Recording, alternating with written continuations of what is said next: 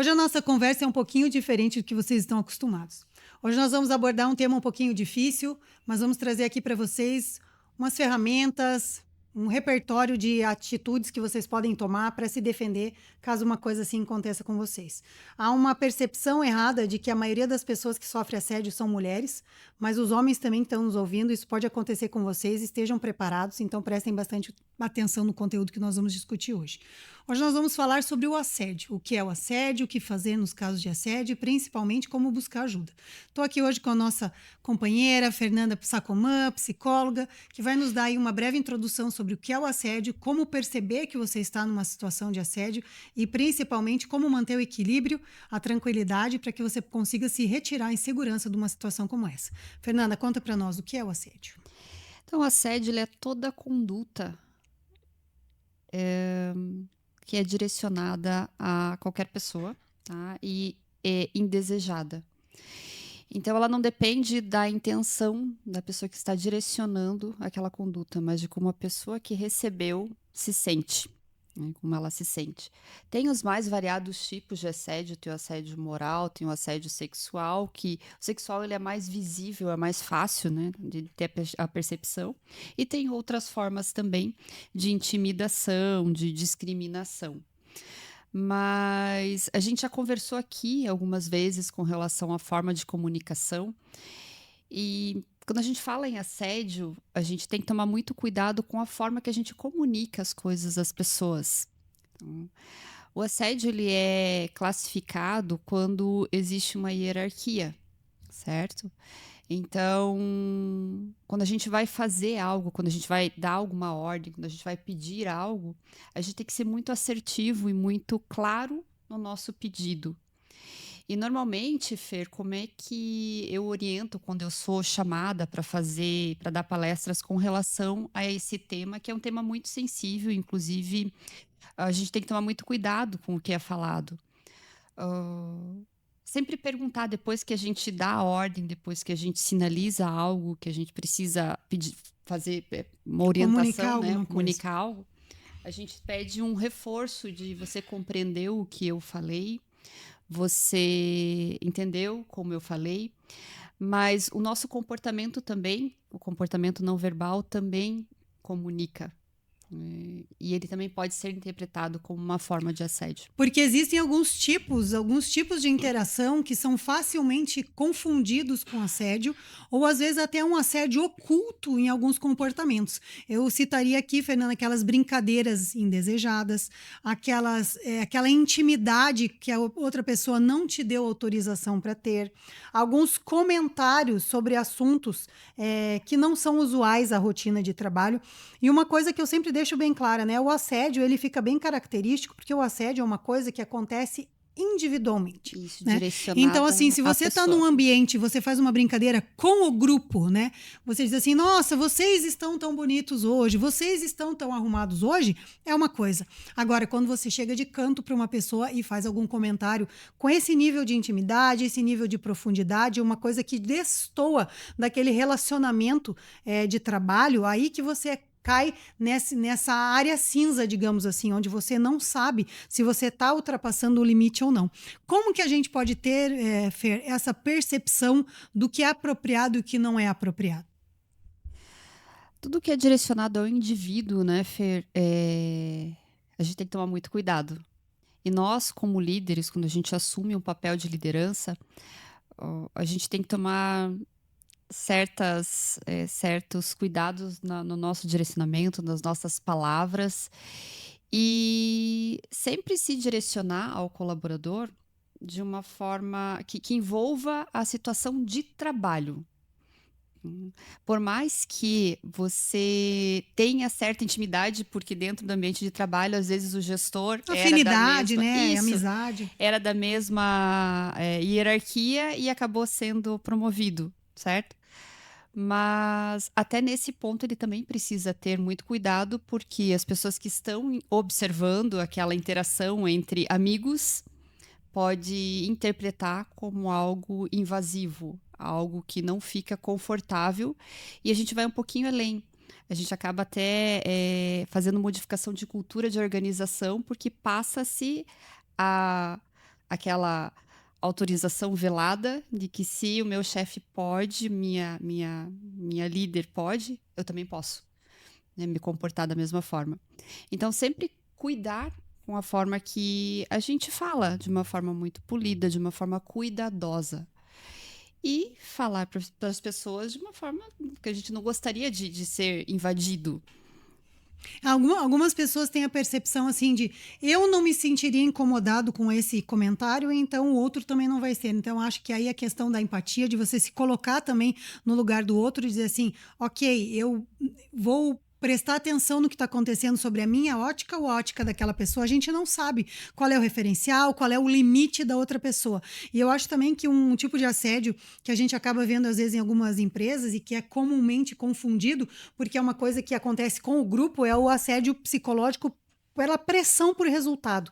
Então, isso também, esse assédio psicológico, ele também acontece, que é você colocar uma carga psicológica a mais nas pessoas do teu grupo e nos teus liderados. Isso também eu acho que é muito preocupante. Então, eu acho assim, metas, cobranças, a gente conversa no 1 a 1, você coloca assim, a sua meta individual é essa, a meta do outro é aquela, a meta do outro é aquela.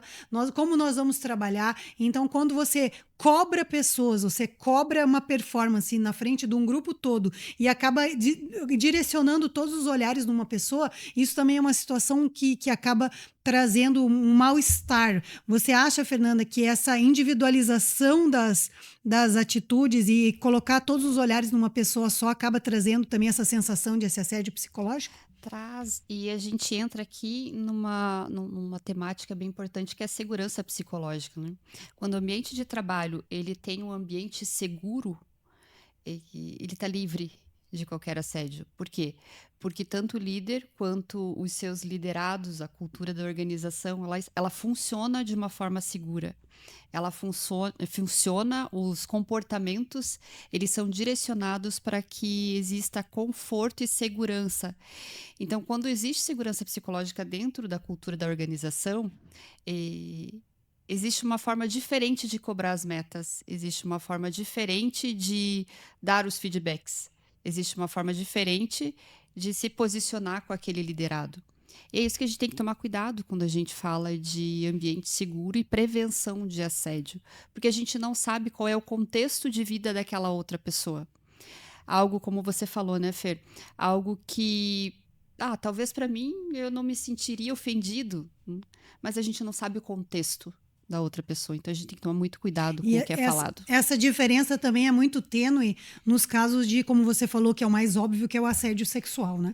Nos casos de assédio sexual, nós temos que diferenciar que existem dois tipos de postura. Uma delas é aquela importunação sexual, ou seja, a pessoa faz comentários, a pessoa faz uma cantada, a pessoa faz uma abordagem da pessoa, que pode ou não ser agressiva, mas ela é incômoda, né? Porque a outra pessoa não deu esse tipo de abertura, para aquela onde há uma agressividade envolvida, uma chantagem, uma proposta de uma troca, né? Olha, se você fizer isso, você vai subir de carreira. Então, eu acho que essas duas, né, vertentes são preocupantes, obviamente.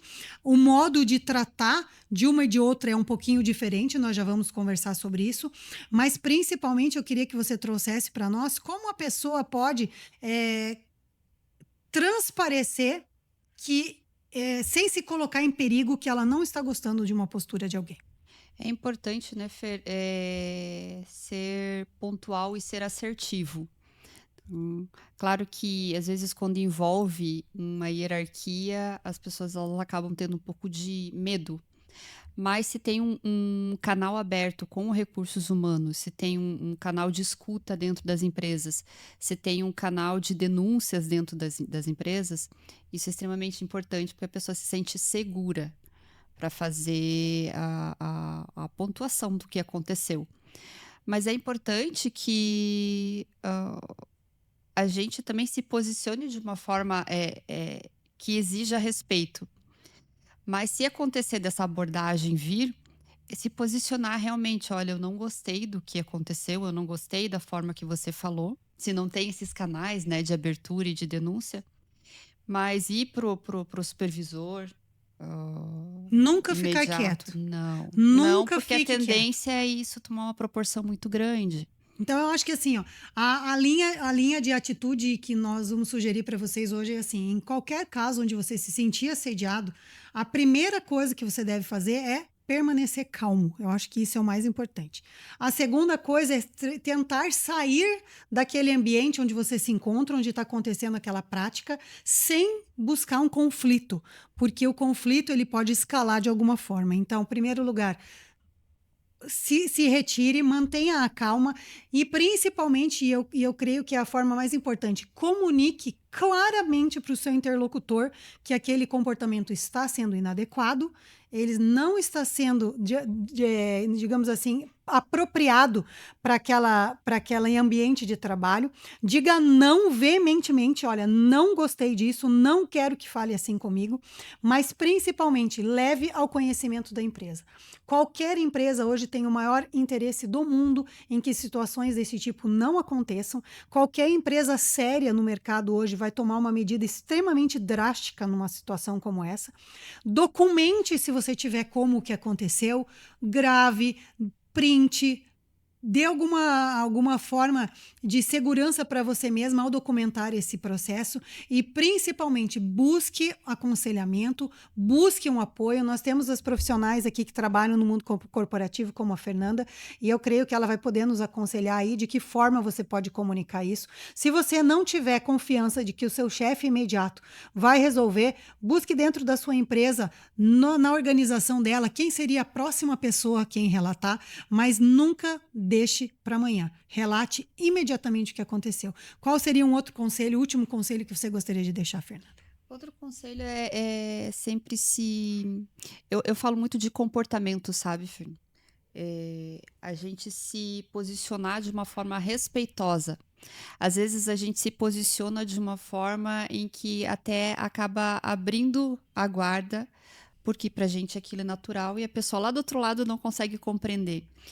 Então, um outro direcionamento que eu dou é se posicione de uma forma respeitosa.